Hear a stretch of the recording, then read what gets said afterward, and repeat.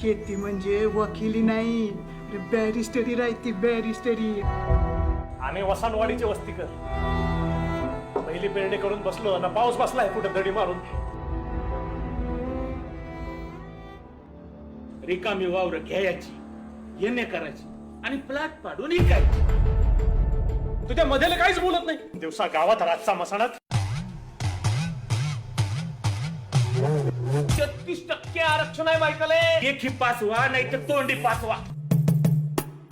आगायचं permission, मुतायचं permission. ते बी आम्हीच देतो योजनेतून. वावराची एवढी चिंता होती ना तर पोरं असते हो द्यायची. कसा होता वावरात कवटाळून मिठी. पाणी भरावे, काळ्या मायची पूजा करावे. दोडी दोडी पाणी दे, दादाना विकू दे. दोडी दोडी पाणी दे, दादाना विकू दे.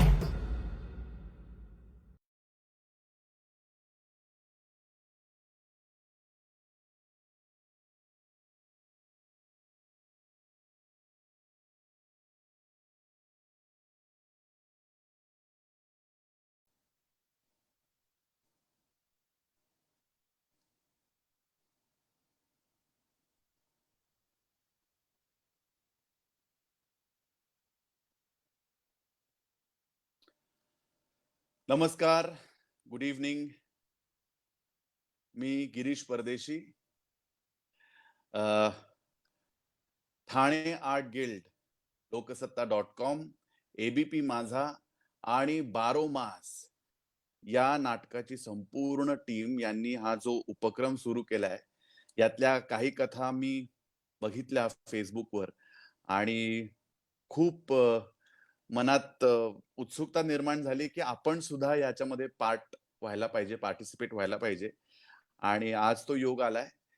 तर आज मी जी.ए. कुलकर्णी सरांची कथा वाचणार आहे, त्यांच्या पारवा या कथा संग्रहातली. या कथेचं नाव आहे रातराणी. मी ही कथा 1.5-2 वर्षांपूर्वी वाचली होती आणि असं वाटलं की बघू नंतर कधी जर ह्याचं नाटक करता आलं स्टेजवर तर आपण करूयात म्हणून. पण बघूयात. तुर्तास तरी मी आता तुमच्या बरोबर अभिवाचन करून ही कथा शेअर करतो. आपण सुरू करूयात. माधव बंगल्याच्या वरांड्यात उभा राहिला व त्याने सुखावलेल्या नजरेने समोर पाहिलं.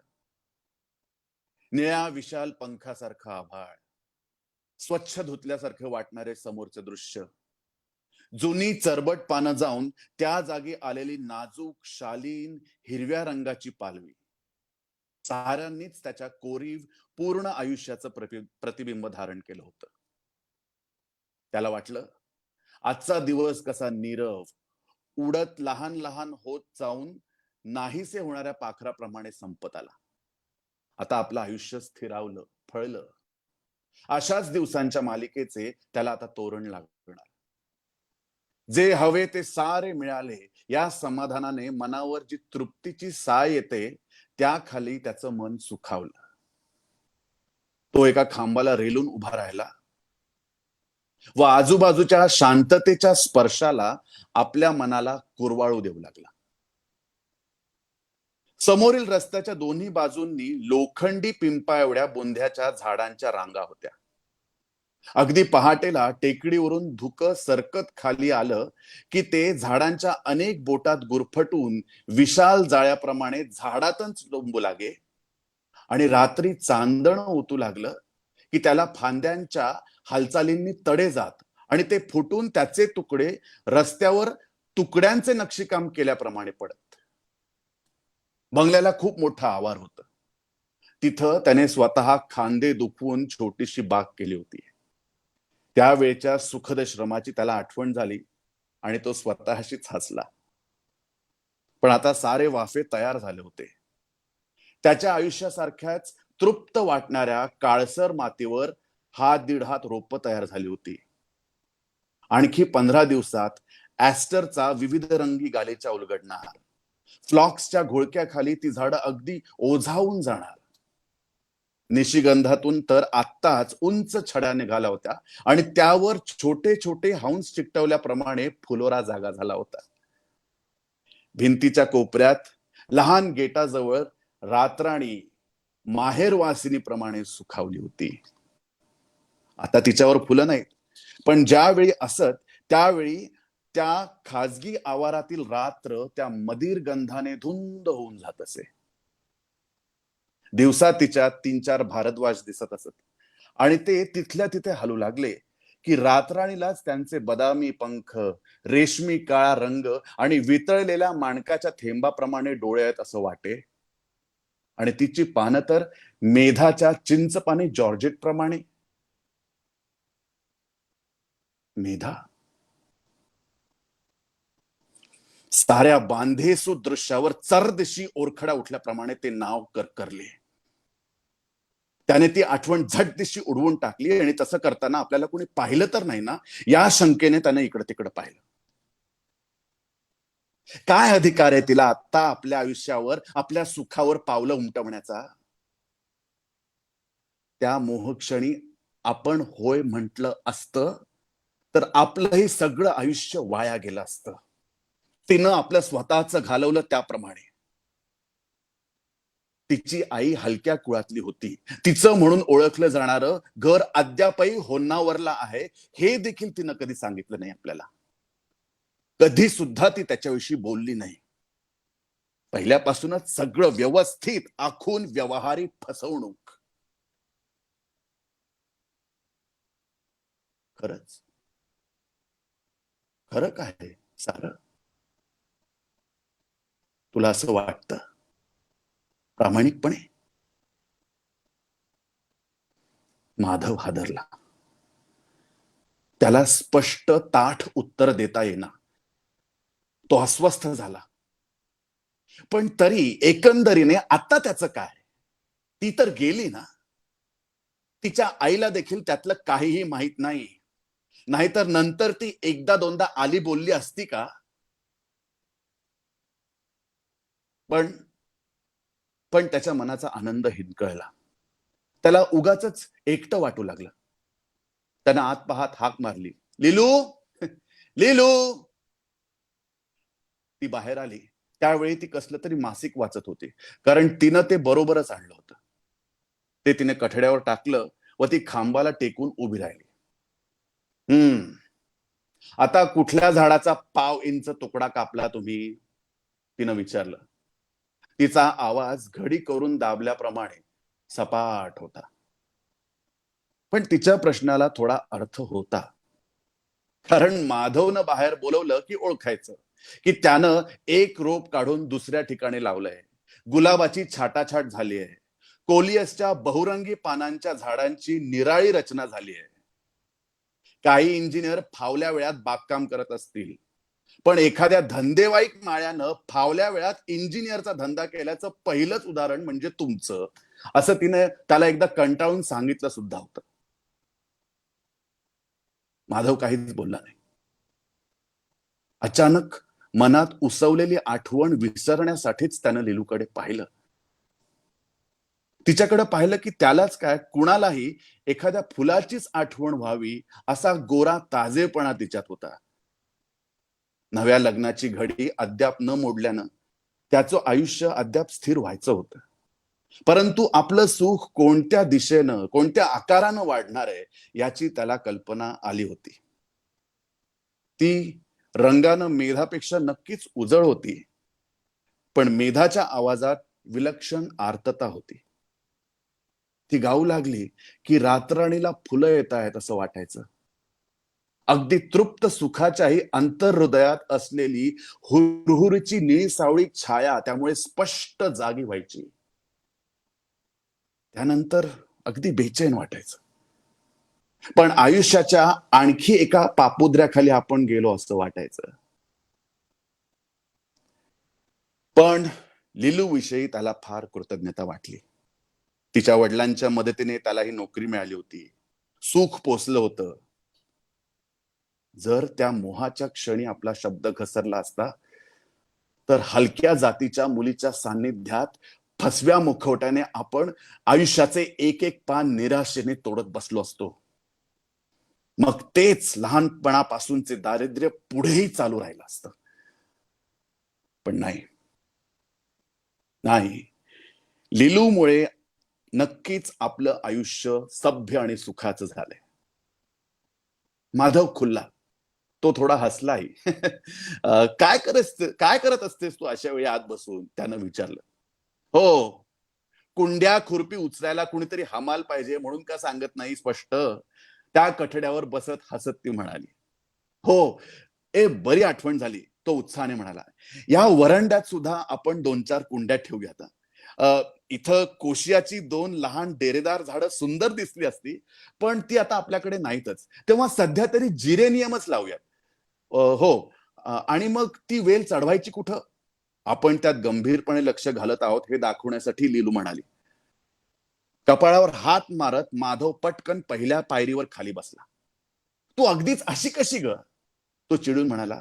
जिरेनियम म्हणजे काय दोडकी पडवळे वेल चढवायला? आणि नको असताना पुन्हा मेधा आलीच. त्याच्या बागेकडे किंचित तोऱ्यानं पाहणारी.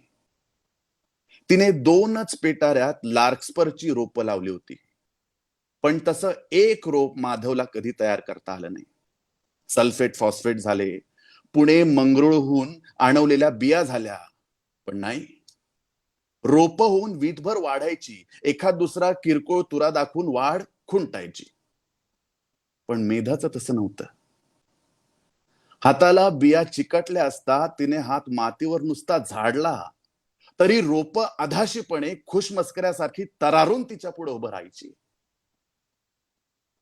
हिरव्या रंगाशी तिचं काही गूढ नातं होतं की काय कुणास ठाऊक. निशिगंधाच्या कंदातून पांढरं फूल आल्याप्रमाणे ती स्वतःच कुठल्या तरी कंदातून वर आली असावी, अशी तिला झाडं समजत. हिरव्या रंगातील आयुष्य,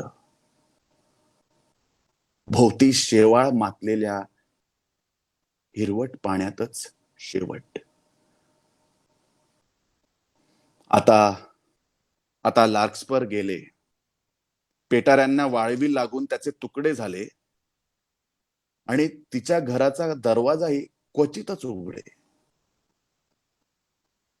जिरेनियमची वेल म्हणे. उद्या तू निशिगंधाच्या फुलाचं लोणचं घालशील बाई. लिलूचं लक्ष तर केव्हाच त्या विषयावरून उडालं होतं आणि ते भोवतालच्या शांततेवर तरंगू लागलं होतं. हा भाग गावातील सर्वात शांत व माणसांची वर्दळ अगदी कमी. शाळा सुटल्यावर 10-12 मुलींचा घोळका बडबडत खिदळत गेला. 2-4 मोटारी फरदिशी पळाल्या की संध्याकाळची हालचाल संपली. मग सर्वात शेवटी जाड वाहनांचा पोस्टमन जणू संध्याकाळला शेवटचे टोके घालत फिरत असल्याप्रमाणे फेरी टाकून गेला की अद्याप चक्क उजेड असला तरी रात्र सुरू झालीच. पोस्टमनची वाट पाहत कोणी दारात उभं राहत नाही. पत्र मिळाल्यावर तिथंच चौकटीत उभं राहून ते कोणी अधीरपणे वाचतही नाही. थोड्या वेळाने दिवे लागल्यावर ठिकठिकाणी खिडक्यांचे प्रकाशित पिवळसर चौकोन मात्र हजारो पानांचे खवले असलेल्या प्राण्याच्या डोळ्यांप्रमाणे जागे होत. तुम्ही कसल्या वस्तीत बंगला घेतला हो? कुठे शेजार नाही, पाजार नाही, ती एकदम म्हणाली. आणि एकटा असतानाही हा 10 माणसांचा बंगला कशाला हवा होता? माधव थोडा वेळ गप्प राहिला. मेधा काही केल्या मनातून जाईना. तिथे ती ठिकठिकाणी आठवणींची रोपं लावत फिरत होती आणि पायाखाली ती चिरडून टाकण्याचा प्रयत्न करूनही ती जोमाने वाढतच होती. माधव बेचैन झाला व शब्दांच्या गुंतवळ्यात कुठेतरी लपून राहण्याचा तो प्रयत्न करू लागला. हे बघ लिलू, तो म्हणाला, आयुष्यात पुष्कळदा असं घडतं. एखादी वस्तू आपण पाहतो, आपण तिच्याकडे इतके ओढले जातो की वाटतं बस हीच वस्तू नेमकी आपणाला हवी. दुसरी किंवा त्यापेक्षा जास्त चांगली नको. तसली नव्हे तीच. तोच टाय, तेच शूज, त्याच बांधणीचं तेच पुस्तक, तोच गुलाब. अगदी तसं झालं माझं या घराच्या बाबतीत. मी जागा शोधत हिंडत होतो. उगाचच मी या बंगल्याकडे पाहिलं आणि त्याच वेळा मला वाटलं की हे घर आपल्याला पाहिजे, आपण इथं राहणार, जगणार. आणि सुदैवानं ते त्यावेळी रिकामं होतं. इतक्या मोठ्या घराची त्यावेळीच काय, पण आत्ताही गरज नाहीये.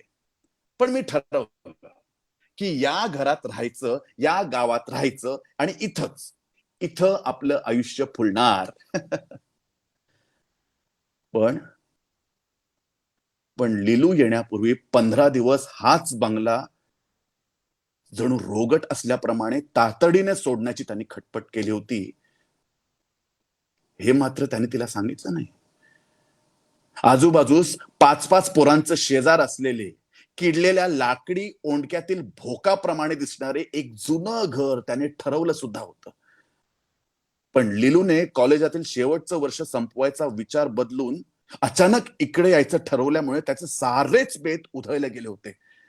अमुक अमुक दिवशी येत आहे असं तिचं पत्र आल्यावर तर तो घाबरून अस्वस्थ झाला होता. कागदांचे ढिगारे उपसून त्याने मेधाची पत्र, खूपशी फुलं वेणीत असलेला आणि वेणी गळ्याभोवती टाकलेला तिचा फोटो, तिने एका पत्रात घातलेली रातराणीची वाहिलेली फुलं, ही सारी त्याने निभरपणे जाळून टाकली. तिने दिलेल्या स्टेनलेस स्टीलच्या कॅलेंडरवरील तिचं नाव त्याने चाकूने खरडून काढण्याचा प्रयत्न केला, पण ते जाईना. म्हणूनच त्याने ते परसात कचऱ्यात ढिगात फेकून दिले. पण त्याला नंतर समजलं की शेजारच्या लोकांनी बंगला, फर्निचर विकलंय आणि ते आता 4-6 दिवसात इथून जाणार आहेत.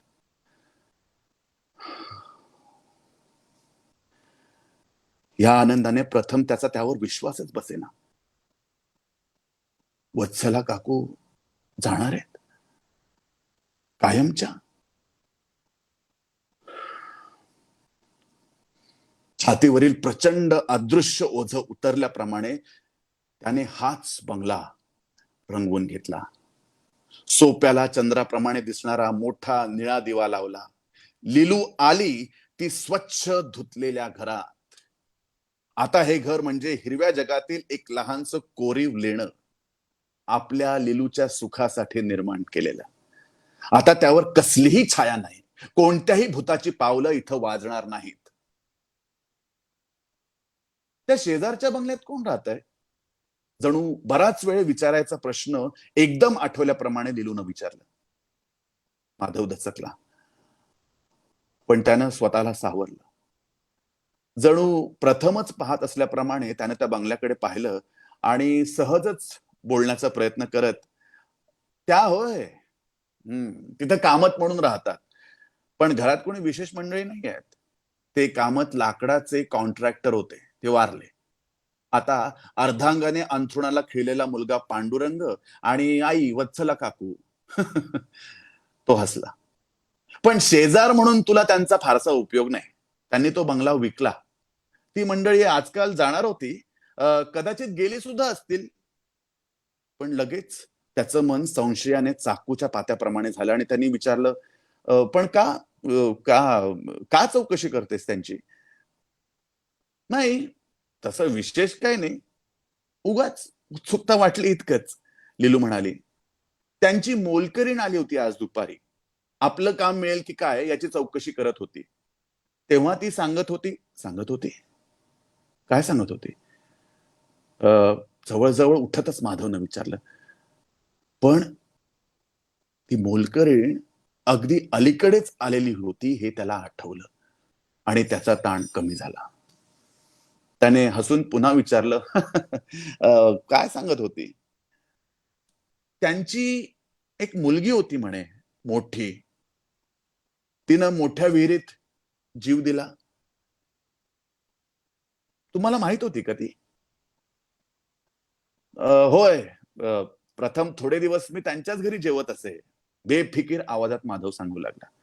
आपल्या आई बरोबर ती इथं आली होती एकदा दोनदा. ती मुलगी थोडी बावळटच होती, दिसायलाही साधारणच. त्या घरातच वेडाची छटा दिसते. तिच्या बापालाही तसे झटके येत म्हणे आणि त्या भरात उडी घेतली तिनं. मी नव्हतो इथं त्यावेळी. परत आल्यावर पोस्टमन कडून कळली मला सगळी हकीकत. ती म्हणे गरोदर होती. जणू स्वतःशीच लिलू म्हणाली. ते एकाकी टाकून दिल्यासारखे दिसणारे घर, त्यात दुःखानं गोठून गेलेली कोणीतरी माणसं, त्यांच्या जाणीवेने तिचं मन एकदम दडपल्यासारखं झालं. दुःखाच्या सानिध्यात आपला छोटा संसार, छडीवर लागलेल्या निशिगंधासारखं आयुष्य, सगळं काही तिला एकदम अधाशी आणि स्वार्थी वाटायला लागलं. माधवने शर्मेने मान खाली घातली. आपल्या सर्वांगावर सर्वत्र सरड्याप्रमाणे काटे फुटत आहेत असं त्याला वाटायला लागलं. दिसायला साधारण असं म्हणताच मेधाचे विलक्षण सुंदर डोळे त्याच्याकडे पाहून उपरोधिकपणे हसले. एकदा दोनदा आली होती ती इथं आई बरोबर. ती त्याला रोज भेटत असे, दररोज. रातराणीच्या झुडपाजवळ असलेल्या लहानशा गेटमधून ती येत असे. ती रातराणीचा एक तुरा खुडत असे आणि तिचा गंध शालीसारखा पांघरून ती वाट पाहत उभी असे. तो 2 महिने रजेवर जाणार होता. त्याच्या आदल्या दिवशी ती थोडी लवकरच आली. ती आत आली व टेबलाला टेकून उभी राहिली. तिच्या चेहऱ्यावर नवा तृप्त आनंद होता. काहीतरी सांगायला ती धडपडत होती. आता आपण लग्न करूया आनंदाने मोहरून ती कुजबुजली. तिने रेशमी काळ्या केसात रातराणीचा झुपका खवला होता. हिरव्या जॉर्जेटचे पातळ, माणकाच्या तुकड्यांच्या चकमक कुड्या. तिच्या हातात देखील तीच फुलं ती त्याच्या चेहऱ्यावर खेळवत होती. त्या धुंद उष्ण मांसल वासाने माधव भोवळल्यासारखा झाला. त्याला वाटलं, ही मेधा, छट, ही रातराणी, ही रातराणीच हिरव्या स्वराने उमलते.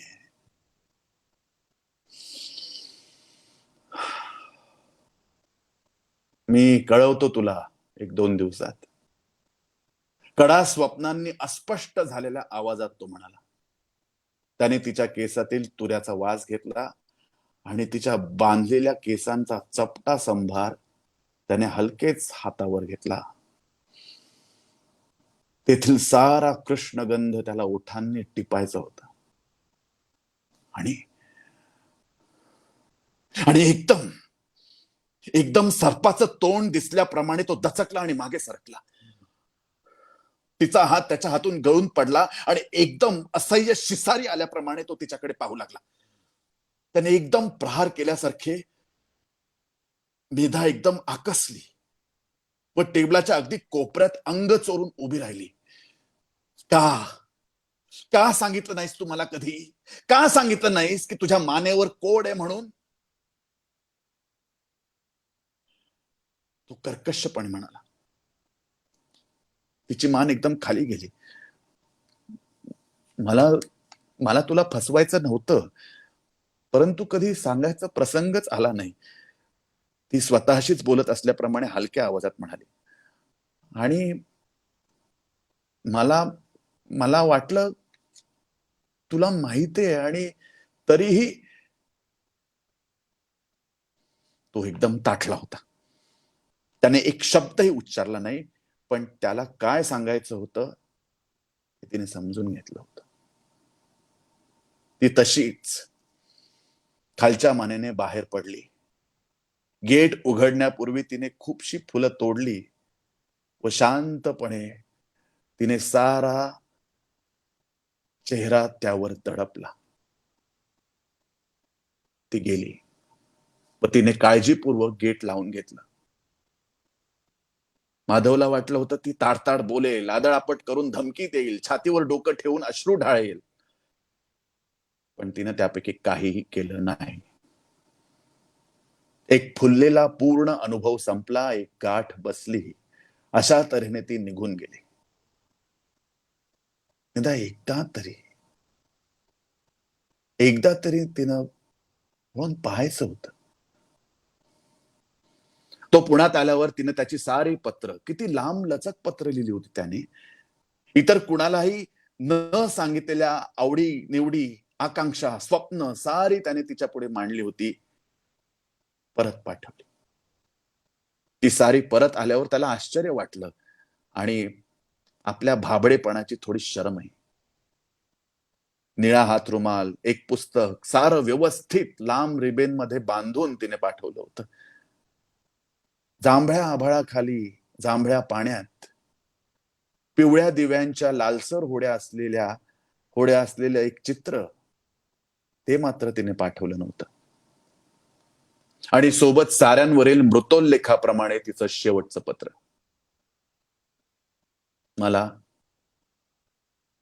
मला कशाचाही पश्चाताप नाही, दुःख नाही. तू मला फसवलंस असं सुद्धा मी कधी म्हणणार नाही. या धोक्याची मला पूर्ण कल्पना होती आणि सार मी उघड्या हातांनी स्वीकारलं. तू मनाला अकारण टोचणी लावून घेऊ नकोस. हे असं घडणार आहे असं खात्रीचं सांगून जर मला पुन्हा जगायला मिळालं तरी हे जसंच्या तसं मी पुन्हा सार जगेन, एक क्षणही न सोडता. कोणतंच सुख कधी मला हातचा राखून स्वीकारता आलं नाही. मला पश्चाताप नाही, दुःख नाही. हा अनुभव पुरेसा उमलला असता तर मी फार सुखी झाले असते, हे खरं. पण असा तरी अनुभव आला हे का कमी आहे? अशी तरी भाग्यवान माणसं कितीशी असतात. क्षणभर तरी आपल्याला डोळ्यात एकमेकांची प्रतिबिंब दिसली. एक दुःख मात्र सलतं, आईचं. तिच्यावर अकारण शिंतोडे उडतील, तिच्या गतदुःखाच्या खपल्या निघतील. माझ्या भावाच्या आजारानंतर माझं दुःख, त्यामुळे ती खचणार. शेवटच्या दिवसात तीच मला सोडून जाणार असल्याप्रमाणे मी माझी सारी आपुलकी तिच्यावर पसरली. उद्यापासून ती आठवडाभर आमच्या गावी जाऊन येणार आहे, हे त्यात बरंच. पण नंतर मात्र ती एकटी पडणार. तिला यातलं काही माहित नाही. पोरीचं दुःख तरी काय होतं हे समजलं नाही म्हणून ती वेड्यासारखी आयुष्य पोखरत बसेल. हेच मला दुःख वाटतं शेवटी. शेवटचं एकच, ती रातराणीची फुलं, तिनं आपली पहिली भेट पाहिली होती. ह्या शेवटच्या भेटीत तिला हसू दे. पत्र मिळाल्यावर माधवला एकदम अस्वस्थ वाटलं. नंतर त्याने ते ड्रॉअर मध्ये टाकून दिला. सगळे मृदू शब्दांचे जाळे, सारे फसवणूक. कधीतरी ती आपल्याला तिच्या आईविषयी बोलली होती का? आणि तो शिसारी आणणारा डाग तिने का झाकून ठेवावं? शेवटचं पत्र आहे. आणखी एका आठवड्यात दुसरं पत्र येईल. तो चिडून पुटपुटला. पण पत्र काही आलं नाही. तो परत आला तेव्हा त्याला सारी हकीकत समजली. बरेच दिवस मग त्या बंगल्यात कोणी दिसलं नाही. नंतर पुन्हा दिवे लागले. वत्सला काकू कधीतरी दारात दिसायच्या. त्याने एकदा जाऊन त्यांचं सांत्वनही करण्याचा प्रयत्न केला होता. आता त्याही जाणार. तिथे नवीन लोक येणार, नवीन जीवन, त्यातील नवी निराळी सुखदुःख. ती दिसायला साधारण होती. एकदा दोनदा आई बरोबर आली होती. त्या शांततेने लिलूही एकदम गप्प झाली होती. अधूनमधून कठड्यावरील मासिकांची पानं फरफरत, रोप हसत व रातराणीच्या झुडपात पसामूठभर हालचाल दिसत. मेधानं आपल्या आईविषयी कधीच का बोलू नये आईने रीतसर धार्मिकरित्या कामतशी लग्न झालं होतं हे खरं आहे. आईचं रीतसर धार्मिकरित्या कामतशी लग्न झालं होतं हे खरं आहे. पण तिच्या नावानं प्रसिद्ध असलेलं ते होन्नावरचे घर, त्याचं काय? हे देखील आपण स्वीकारलं असतं. हो, स्वीकारलं असतं. खरं, प्रामाणिकपणे. काय निर्लज्ज आहेस रे तू. अशा मुलीला तू पत्नी म्हणून बरोबर घेऊन हिंडला असतास. बहिणीच्या घरी तिला स्वतःबरोबर नेलं असतंस. भेकड. अरे स्वतःशी देखील खरं बोलायला तुला धैर्य नाहीये. पण तो डाग, तो डाग लग्न झाल्यानंतर सुद्धा तिने तो डाग आपल्याला दाखवला नसता. माहितीये, आपण आपल्या नशिबाने सुटलो. नाहीतर नंतर अपेशी वाळीत टाकलेले दरिद्र आयुष्य. पण आता आपल्या आयुष्यात तिला यायचा काय अधिकार आहे? आपल्या आयुष्यात तिला यायचा काय अधिकार आहे? आपल्यामुळे ती मेली. आपल्यामुळं. कोण म्हणतं असं? कोण म्हणतं असं? कुणाला माहिती हे सगळं? हे सगळं संपलं आता तिच्या बरोबर. सगळं संपलं. आपलं आयुष्य आता स्वच्छ आहे, एकदम स्वच्छ. समोर लिलू आहे. आता या सुखावर कसला डाग, कसला तडा. माधव निबरलेल्या मनाने वर पाहू लागला. जणू त्याने ते सारं कायमचं पुसून टाकलं. तो शीळ वाजवू लागला आणि त्याने आळस झाडला.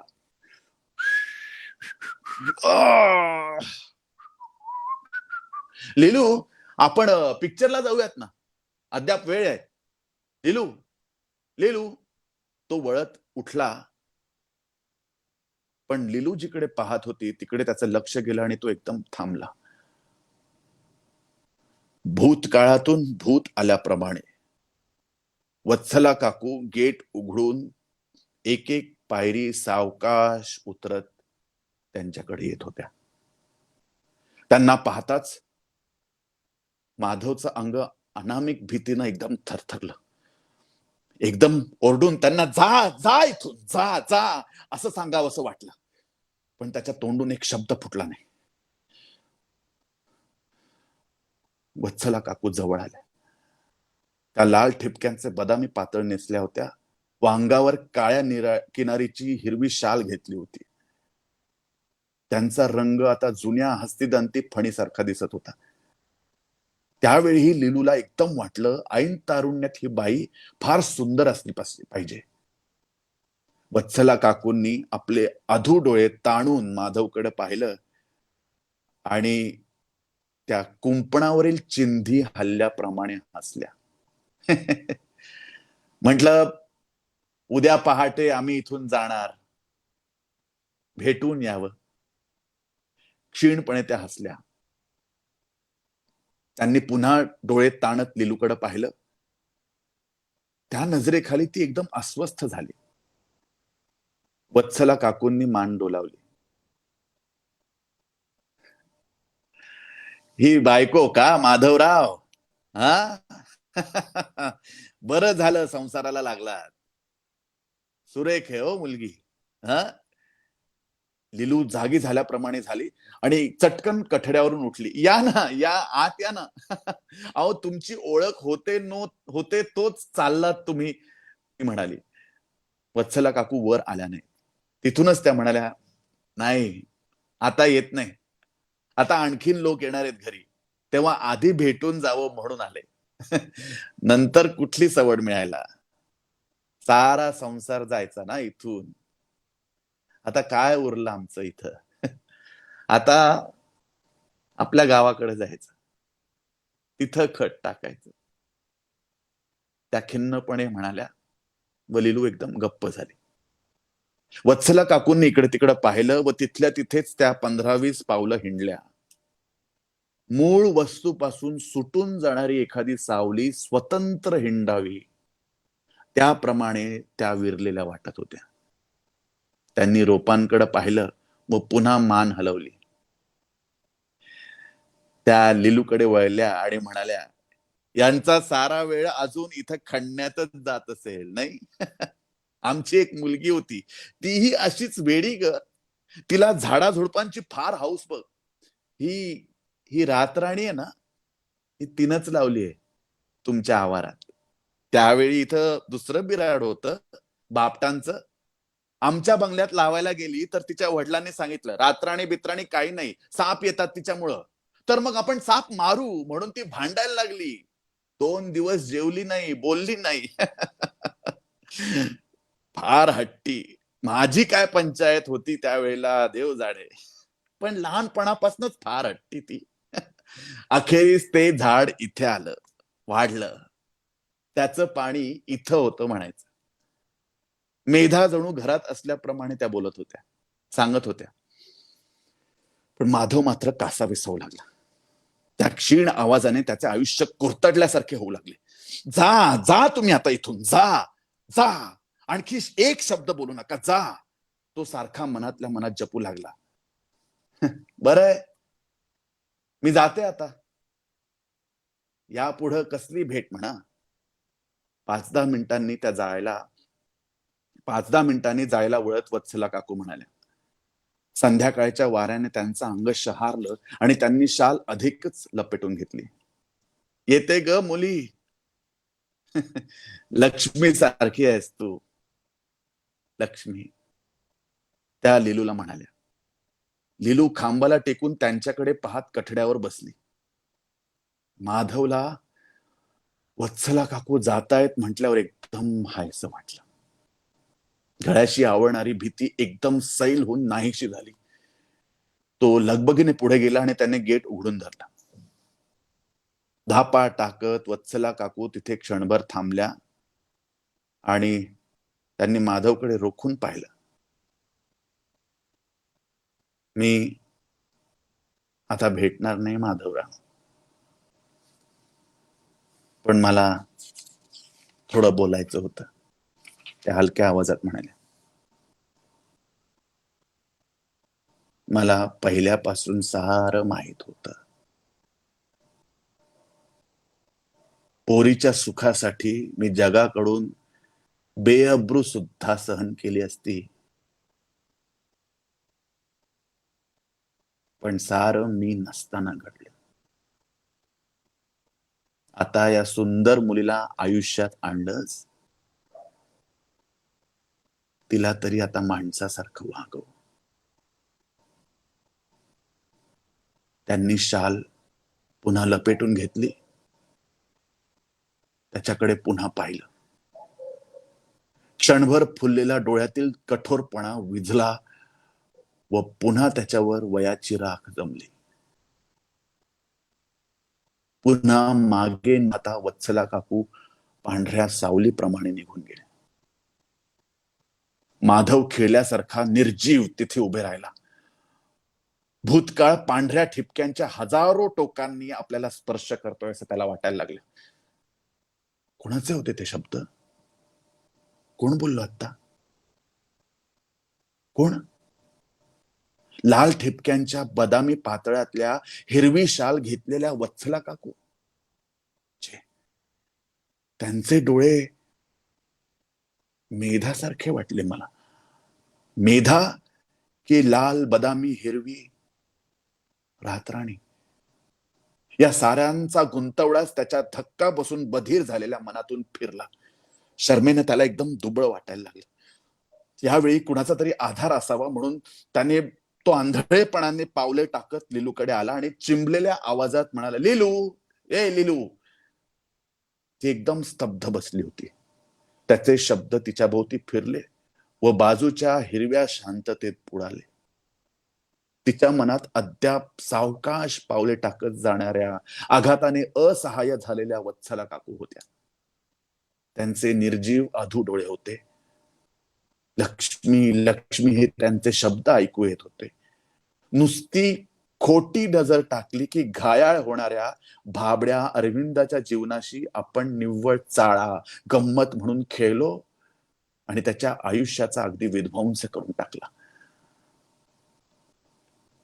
त्याचा सूड म्हणूनच की काय, या ठिकाणी इतक्या दूर परक्या ठिकाणी त्या मुलीचं आयुष्य विस्कटून टाकलं आणि त्यात ही बाई होरपळून निघाली. आपण ते पाप केले नसतं तर कदाचित हे दुःखही घडलं नसतं. त्या तिच्या दुःखाला आपणच जबाबदार आहोत असा एक वेडा विचार चरकन तिच्या मनाला येऊन गेला आणि वत्सला काकू गेलेल्या दिशेने ती शरमून व्याकुळ नजरेने पाहू लागली.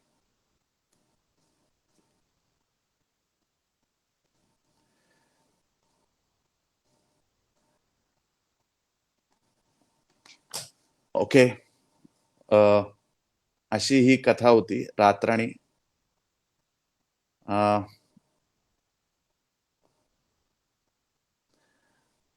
जी ए कुलकर्णी सर नेहमीच आपल्याला एका वेगळ्या विश्वात घेऊन जातात. असं विश्व जे रिअलिझमच्या खूप पुढे असतं, अद्भुत असतं, गूढ निर्माण करणार असतं.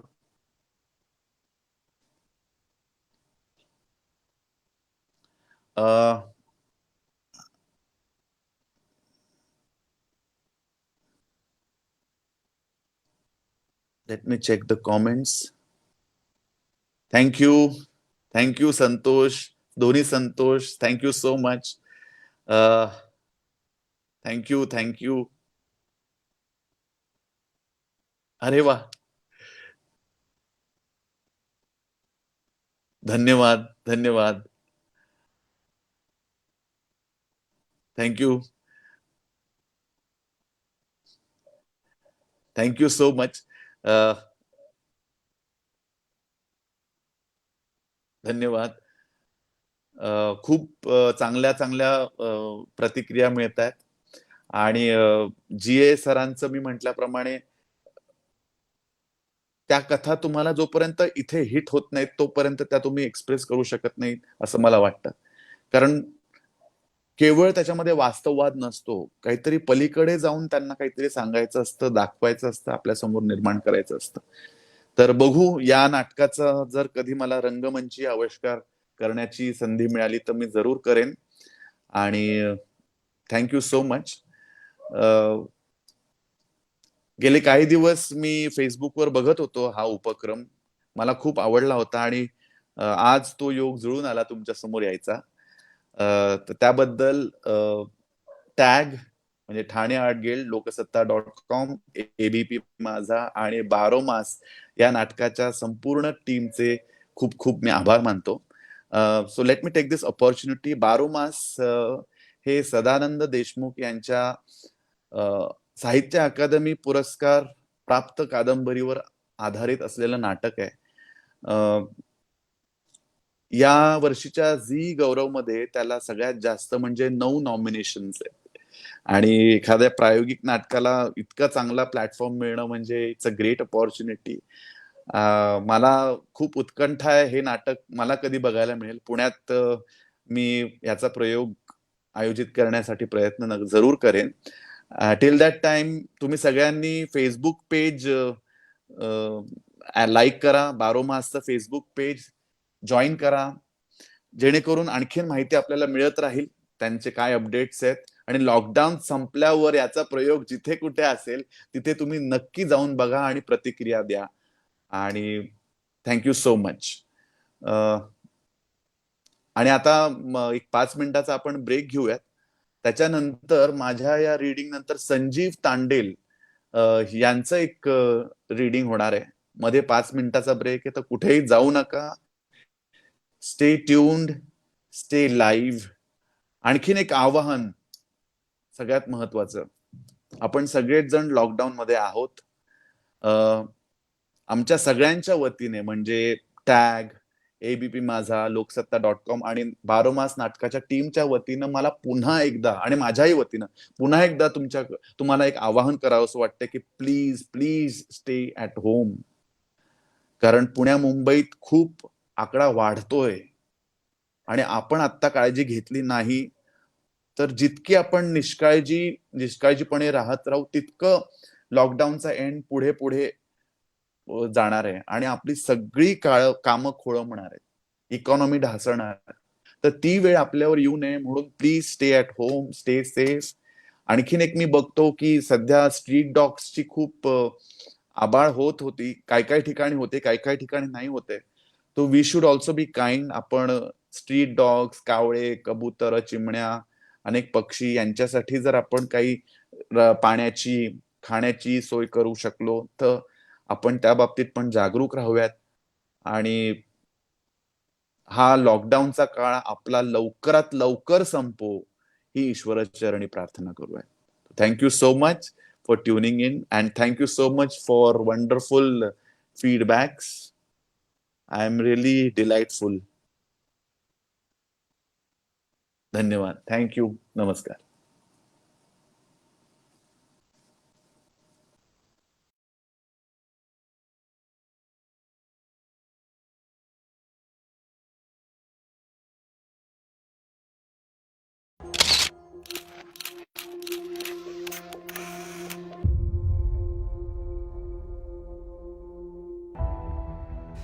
शेती म्हणजे वकिली नाही, बॅरिस्टरी राहती बॅरिस्टरी. आम्ही वसानवाडीचे वस्तीकर. पहिली पेरणी करून बसलो ना पाऊस बसलाय कुठे दडी मारून. रिकामी वावर घ्यायची, येणे करायची आणि प्लॉट पाडून विकायची. तुझ्या मध्येला काहीच बोलत नाही. दिवसा गावात रातचा मसाणात 36% आरक्षण आहे बायकाले. एकी पासवा नाही तर तोंडी पासवा. आगायचं परमिशन, मुतायचं परमिशन. ते बी आम्हीच देतो योजनेतून. वावराची एवढी चिंता होती ना तर पोरं असती हो द्यायची. बसायचं होतं वावरात कवटाळून मिठी. चाल